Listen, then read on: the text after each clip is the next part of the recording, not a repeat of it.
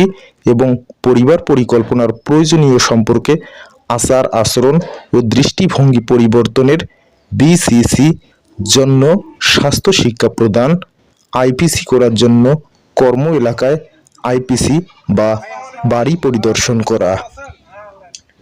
EPI সম্পর্কিত দায়িত্ব ও কর্তব্য। কর্ম এলাকার জনসংখ্যা অনুযায়ী সাব ব্লক ভিত্তিক টিকা গ্রহণের যোগ্য শিশু ও মহিলার টার্গেট নির্ধারণ করা, প্রয়োজনে সাব ব্লক পুনর্বিন্যাস করা ও অস্থায়ী টিকা কেন্দ্র পরিবর্তন করা।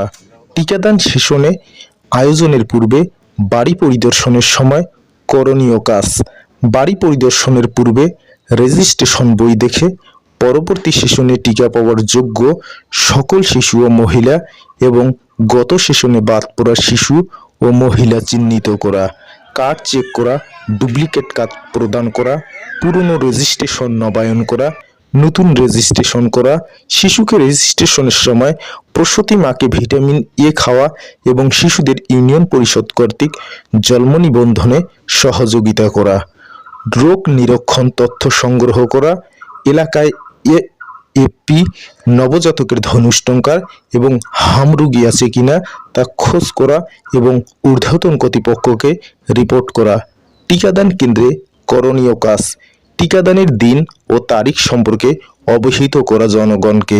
পরবর্তীতে সেশনে টিকা পাওয়ার যোগ্য সকল শিশু ও মহিলা এবং গত সেশনে বাদ পড়া শিশু ও মহিলাদের টিকাদান কেন্দ্রে আসার জন্য উদ্বুদ্ধ করা।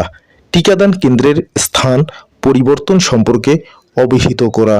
কোনো কারণে টিকাদান কেন্দ্র পরিবর্তন করলে স্থানীয় জনগণকে বিষয়টি পরবর্তী স্থান এবং তারিখ ও সময় সম্পর্কে জানানো।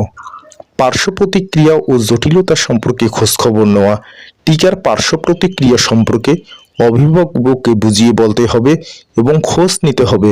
জটিলতা হলে তাকে চিকিৎসার জন্য নিকটবর্তী স্বাস্থ্যকেন্দ্র পাঠানো এবং সপ্তাহে 2 দিন ও মাসে 8 দিন একটি সাবেক ওয়ার্ডে 8টি সাব ব্লকে অস্থায়ী টিকাদান কেন্দ্র আউটরিচ সেন্টার পরিচালনা করা। সময় ও সুযোগ মতো কেন্দ্রে আগত মহিলা ও অভিভাবকদের গ্রুপ করে বিভিন্ন বিষয়ে স্বাস্থ্য শিক্ষা প্রদান করা। মাস শেষে টিকা প্রদানের রিপোর্ট নির্দিষ্ট ফর্মে কর্তৃপক্ষের নিকট প্রদান করা।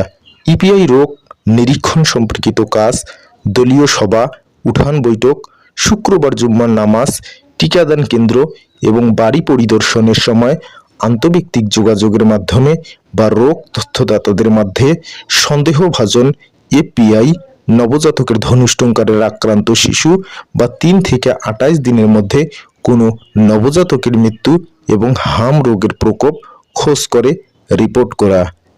এপিআই রোগীর খোঁজ পাওয়া গেলে পোলিও রোগের ভাইরাস শনাক্ত করার জন্য রোগীর পায়খানার নমুনা এবং সন্দেহজনক হাম রোগীর খোঁজ পাওয়া গেলে হাম রুবেলা শনাক্তকরণের জন্য রক্তের নমুনা সংগ্রহ করে ল্যাবরেটরিতে প্রেরণে সহযোগিতা।